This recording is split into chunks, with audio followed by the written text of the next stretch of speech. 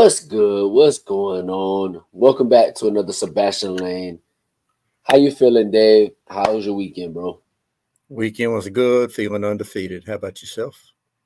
Yeah, still a little rasp from the game, but Mhm. it was all worth it. It was fun. Definitely getting back to tailgating and everything. It was definitely worth it. Had a blast, man. Obviously, Miami did what it was supposed to do, come out on top, and completely dominate the game from start to finish. You can nitpick, obviously. We got a few things that we want to correct, but in the end you dominated your rival, broke the 3 game losing streak to them. Continue being 8-0 for the first time since 2017, and that's going to continue obviously until we go 11-0. But other than that, man, we come out the weekend with 2 commitments. Obviously, most recently, about an hour ago, Malachi Tony out of American Heritage recommits to Miami, and yesterday Kane's legacy, Camden Portis out of Myers Park in North Carolina commits to Miami. Obviously, Clinton Portis' son. 2 big commitments. I still think there's a lot more to come. It should be a good weekend of commitments. How are you feeling coming out this weekend, knowing like recruiting is like taking off? Yeah, feel good, man. We were talking earlier. You and I were talking about this 26 class, and there's still work to be done. I'm not looking ahead, and 25 class is not over yet. We still got some guys coming there, but I know 26 class seems far away, seems far out. A lot of people don't get real excited about that, and I know it's hard to hold on to guys, but bro, I think this momentum is just going to begin to carry that far down. It's going to start to trickle down, and you can say what you want to and not get real excited about those guys, but that's the future, man. That's where you've got to continue to have those building blocks, right? That's what carries a program is recruiting and talent. You got to have it, and when you start to get some of these guys, you got guys like Darion Coleman already there, and now you had Camden Portis, who we had on the show last week, just a phenomenal young man, fantastic athlete and legacy, everything that you'd want in a Miami commit, right? And they go out and they land that. And it was some people would say a position of need right now. The defensive backs we want to get just load up in talent in that room, and that's Right. what you do right there. So phenomenal, man. Great win over the rival. Big win. May not have had as many points as some people wanted, but find something to cry about. I tell you. You go out, 36-14. Probably wasn't as close as that. And, for all those, why don't we run the football? Well, we ran the football and you're still mad. So I don't know what to tell you. But from my perspective, I get it. The emotion of the game, you wanted 70, but bro, you beat your rival by 22 points, more than 3 touchdowns. So Mhm. to the players, to the coaching staff, and everybody involved, thank you for being, undefeated right now. And, now we got to forget about that and load up and go into this Saturday uh, for another big one. But for right now, man, things feel good, and I'm very appreciative of the staff and the players. Yeah, we've been here for what, roughly 6 weeks now. Oh, Miami needs to establish a running game. We need to force the ball, just run in the middle, establish the trenches. Well, the last 2 weeks we've done that. We've done it Hmm. pretty well. And you still complain. So at the end of the day, just sit in the corner, keep complaining, watch Miami just win. At the end of the day, that's all that really matters. So, um, but getting into this little recruiting, because this was a massive recruiting weekend, over 200 recruits in the building. Definitely over about, I would say roughly over 150 blue chip guys from the class of 2024, 2025. I'm sorry, 2025, 2026, and 2027. I know people are going to be like, oh, we don't want to look into 2026 and 2027. That's fine. You don't have to. The staff will. So, and that's all that matters. Um, but, looking at some of these 2025 guys, majority of our commits were there outside of a couple guys who had some prior engagements going on. But major weekend for some flip targets. No, none other than 4-star linebacker TJ Alford, who's actually was born in Miami and just Hmm. moved up to Vero Beach and committed to Ohio State. What I think during like right before spring, right around the springtime. And Miami's kept in touch. Miami's kept just chipping away.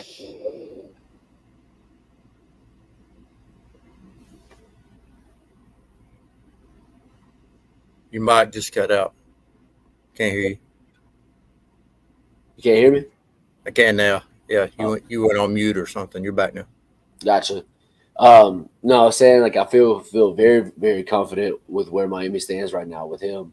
I would almost go ahead and put in a crystal ball prediction if I did those type of things. Um, then you had 3 star. I know some he's 4 star, but I think he's a composite 4 star cornerback that's committed to USC out of Georgia.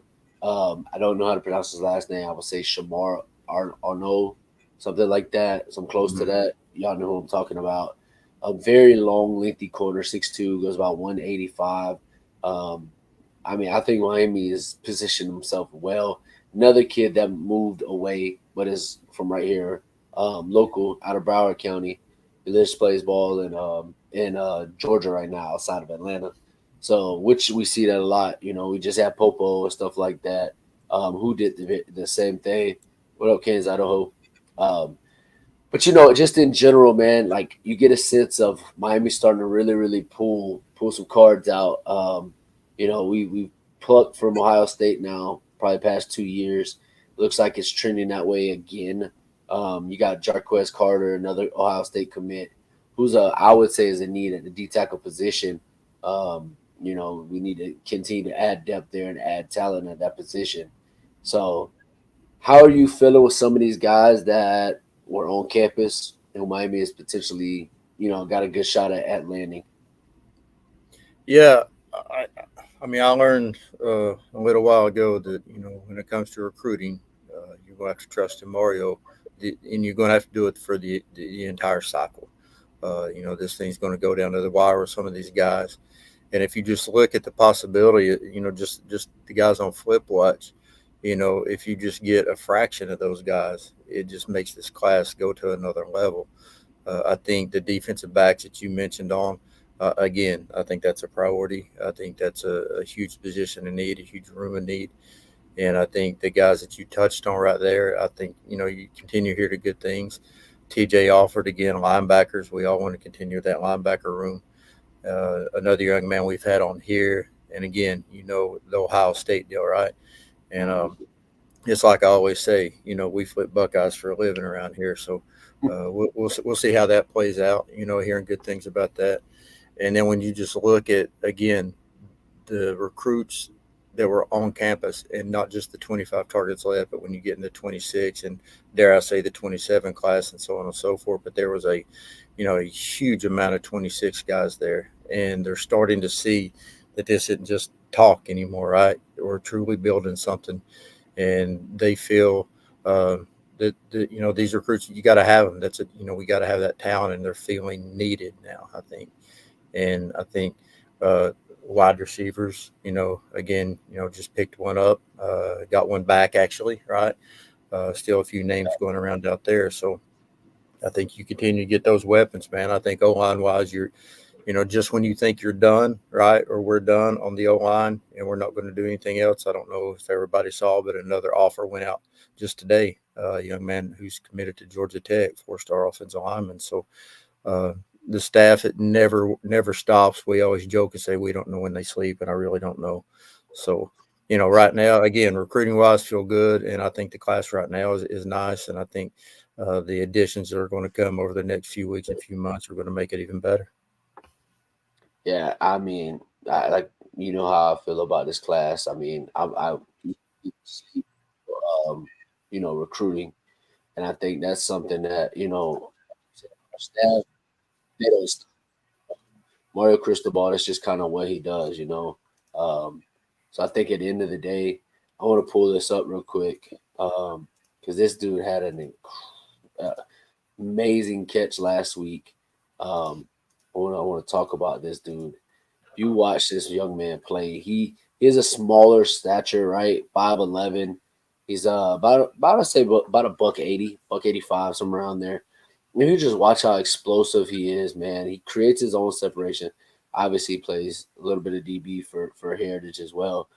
but he has incredible hands, man. Like he makes some insane grabs in traffic, out of traffic. He's back at DB here, but he's a natural wide receiver.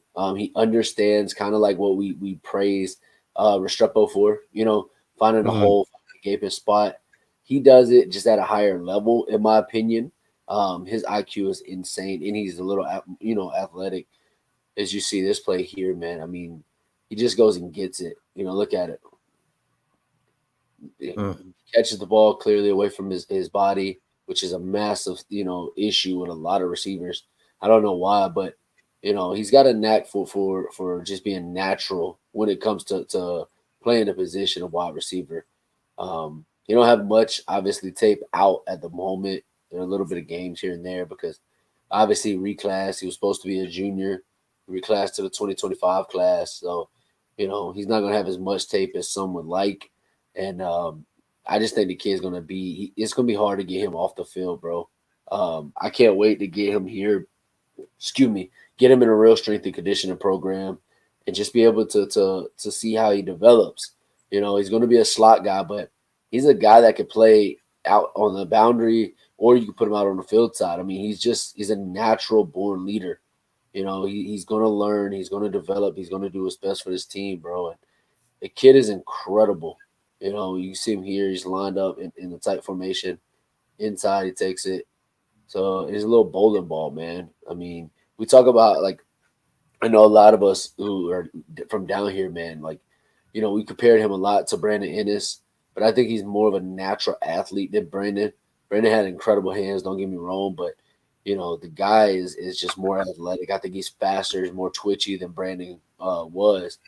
But I mean, I don't get me wrong. I would have took Brandon Anderson in a heartbeat. I think he's oh got yeah, a speed, for sure.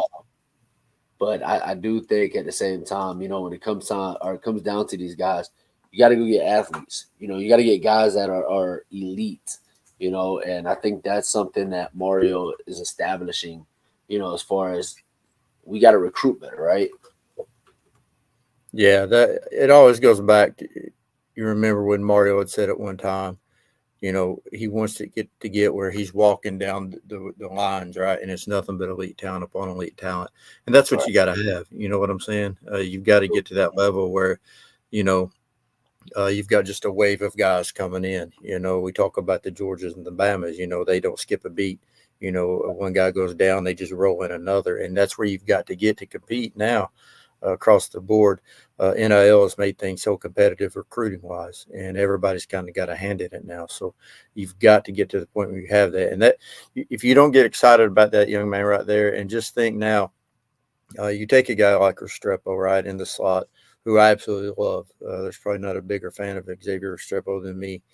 But when you take a guy like that and you talk about putting him in that slot with his athletic ability right there and his speed and all the things he can do, a true big time playmaker at that spot.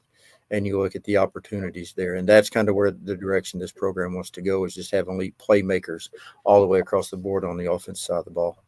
No, absolutely. I want to go ahead and pull this young man's tape up too, because obviously he just committed. And if you watch our show, you would have seen him last week as he was on here with us, chopping it up, kind of talking about his recruitment and his visit and stuff. Obviously, Mr. Camden Portis, he plays a little bit everywhere, which is kind of what Mario and Gidry like. He Mm-hmm. don't mind coming downhill. He'll get in a box and come in and obviously just made a safety here, but he's also a guy that'll line up outside. But as he was speaking to us last week, he's someone that wants to play out on or I'm sorry, he wants to play the nickel position. So he's trying to learn and understand that position and, be prepared when he gets to Miami, as he might be able to, step in right away and play. Um, he's not the biggest guy, obviously. He's around 6 foot, 5'11", 6 foot, probably about a buck 70. So he's probably gonna take a year. He'll still play, I think, but he's quick, he's twitchy, he understands his assignments, which is what you want. He does kind of play for a little smaller team up in North Carolina, but he's got a lot of development still to do as he's understanding how to transition. As you can see here, he's been kind of in that nickel, that striker position here a few times. Gets in here for a block punt. but I mean, he's a Mr. Do It All, when it comes down to it. And I think that's like the biggest key. When you watch his tape here, he's not afraid to tackle. He'll come in and make a hit, but as you see here, he's lined up in the nickel, comes downhill, reads and reacts. Obviously you want him to bring him down at a better pace there, but it's a bigger running back that he's on, and you ain't gonna hit him high. So not mad at the way he did it, but you can see here, man, he's patient. He lets the play come to him.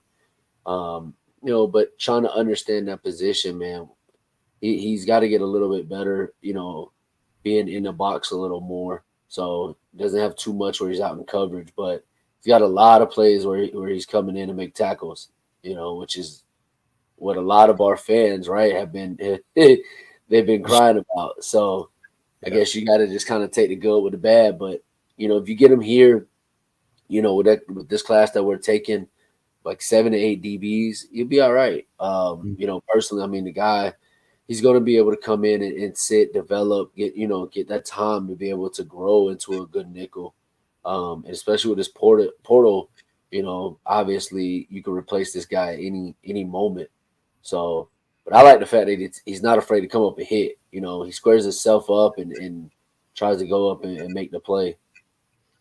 Yeah, when we had him on last week and we're talking about his game and he's kind of describing the things, and he mentioned trying to learn that nickel spot, right? That should have like just opened the ears of every Miami fan around, because that's one of the things you hear a lot, right? That's kind of an area of concern for a lot of fans.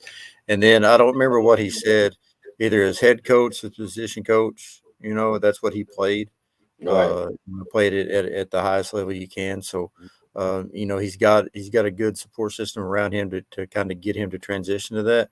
And if he can continue that development, man, I mean, that's got to be a home run, in my opinion, for Miami fans, because that's something that everybody is continue to say they want, and something to kind of keep in mind when you're looking at these 26 commits. You got to keep in mind, bro, when you look at their size and you go, well, he's kind of small, bro, he's a 26 guy. He's not going to be here next year, right? And so by the time he steps foot onto, a college campus, and then he gets another year, to develop if he needs that. So look at how much time you've got to grow and develop. And it's been a while, but you remember what it's like at that age, man. You just grow overnight. And, you got to continue to look at that, because I hear that a lot with DBs. I hear a lot with offensive linemen. You'll have a 26-year-old lineman and guys, folks like, man, he only weighs 280. Bro, he's 26. Come on. So, you got to keep that. It's a different ball game when you're looking at that class. So, but that dude right there, I'm highly impressed with him and super excited to see him come in here. Yeah, and I want to start doing this more. Obviously, probably maybe around the end of the summer, we'll start trying to get some of these these videos and stuff. We'll break down and just watch it there. We'll see how it goes. There's a guy here that I know my boy is ecstatic over. Save a buck on our truck. New F-150. Hold on, let the commercial in. I know this is Dave's must get guy in the class of 2026. Oh, we were talking about him earlier here. I mean, this dude is literally a fridge, just playing tight end. Mr. Hezzy Kent, he's 6'7", 300 pounds. I mean, he's massive, bro, and he's so athletic. So let me jump in right quick, because I just want to tell folks this while you watch this, because I mentioned this in our chat today, and this is just what comes to mind when I see this. Is like when the kids get a pickup game in the backyard and dad hops up and says, let me show you how I did it in my day. And dad's just so much bigger than everybody and just running around, and the kids jumping on his back and shit, trying to bring him down. That's what this looks like to me. It just don't even look right. Dude is a athletic freak out there, man. Bro, he just took a tunnel screen like 50 yards. Yeah. I mean, and for those of you who don't know what we're talking about, dude's like 6'7", pushing 300 pounds, that sort of guy. And he's running around making plays like this. Yeah, I mean, as a 2026 kid. I mean, a lot of Miami fans have projected him. Or I'm sorry, a lot of media guys have projected him to play tackle at the. Obviously, look right there. You don't even have to say, "Hey, which one is he?" You just look at the screen and like you can see where he is on the field. Yeah, it's just Absolutely. not even. Look at that. He was at running back. Yeah, look. That cracks me up. Just grab and hold on for dear life. Yeah. Yeah, I mean, this dude is a monster, bro. Like it doesn't get more like and he was also here this weekend, man. I mean, look at this guy. He's going out deep, bro. But yeah. Bro, I mean, And like it's natural to him. Look how natural he looks. that's a Look, that look that. Look, straight look. from. So That's I'm so just awesome. saying. I mean, can you imagine this guy at left tackle pulling, No. getting out And of I know time? a lot of folks are saying that, man, but look what he's doing out there. You know, you going to put him on, bro. Imagine a dude with that athletic ability on that O line. And keep in mind, again, he's got a couple of years before he gets to college. He may grow another inch or two. We don't know what he's going to be. Yeah, And if he keeps that athleticism like that, good grief. yeah. And I want to do this, maybe weekly or so. Get some tape up here and kind of just watch it with you. And bro, this is fun. Like just watching. Yeah, Watch this. yeah. Where are you? Bro, a kid is like half his size. It's like it's impeccable, bro. So and obviously he's out of Brunswick, Georgia. So Georgia, Bama, South Carolina, all the SEC schools are going to be on him. He's visited Florida quite a few times. If I'm not mistaken, he was there for our game against Florida. So he's been there, and then he was down here this weekend to watch us beat the shit out of Florida State. So I definitely say he's got full interest in Miami. And, if there's a coach or anybody that can convert him into, playing tackle, I would, Yeah. I would definitely feel that Mirabal and Mario will get him right. They like those kind of project guys, right? They like to get those dudes in here that has that freakish athletic ability, that size, and then kind of develop them. You don't necessarily want to say, hey, you got to play your freshman year. If you hit on one, great, but honestly, you kind of want to be in a situation where they don't have to come in and play their freshman year. But you get a guy in here, you get his body right, he's going to have the size, but you kind of reshape it, and get into that college mold, and he keeps that athletic ability. And I saw something just today. Guys were giving praise to Coach Mirabal about what a great teacher he is, and things like that. So, he just fits what they want to do. And I think Oh, if you bring somebody like that in, like you mentioned earlier, imagine a guy like that holding it down that left tackle spot. yeah, And gotta love it. yeah, that definitely gets me excited. Yeah. So, I mean, obviously, it was hate week last week. A lot Yeah, of my fans are going to do the same thing this week. You have Duke rolling into town. Manny's coming back to Miami. You got the Manny Mario Bowl. However, people want to split it and spin it. I mean, it's definitely going to be a good game. Manny's got Duke at 6-2. They're still a good competitive team. That defense over there, it is real good. But I expect obviously a little different merry-go-round next Saturday or I'm sorry, this Saturday, as I feel that Manny's going to try to, bring the house and not play conservative like Norvell and them did. So yeah. maybe that'll be cool. Yeah, I would love to see this Saturday, like you said, a little more back to the offensive side, kind of what we were doing before. And just a fair warning, man. And like I said, I fully expect us to come out and look the part and handle business. But you're coming off a rivalry win, emotions, you know, had got taken out of your element a little bit, you know what I'm saying? And now you roll into a noon kickoff. So Absolutely. I think it's important to come out Saturday and start hitting early, Yeah. start hitting on all cylinders, come out the box firing away, don't come out stumbling, don't come out sleepy and groggy and all that stuff like we have in the past, or a lot of teams do. Those noon kickoffs are tricky, especially after a game like we just played. So although we handle business Saturday, it's still a lot of emotions. It takes a lot out of you, that sort of thing. So, hopefully we get right this week mentally and whatever we need to do physically, and come out Saturday and look the part and play what we're supposed to play. Yeah, I mean this can go one of two ways, right? Miami's coming off a big emotional win, over a rivalry. Yeah. Obviously, scooting into this game 8-0. A lot of times teams start to wind down, to prepare for a longer run now that you got, more playoff games. But you get a team like Duke who's coming off maybe a devastating loss. I guess it depends on how you look at it because they decided to go for 2-point conversion instead of just tying the game up. So kids could be maybe down and out, upset, emotional after that too. So I mean, both teams are coming in riding an emotional, last game, and obviously both were on opposite sides. But in general, man, I think this game is just it needs to be controlled a lot better.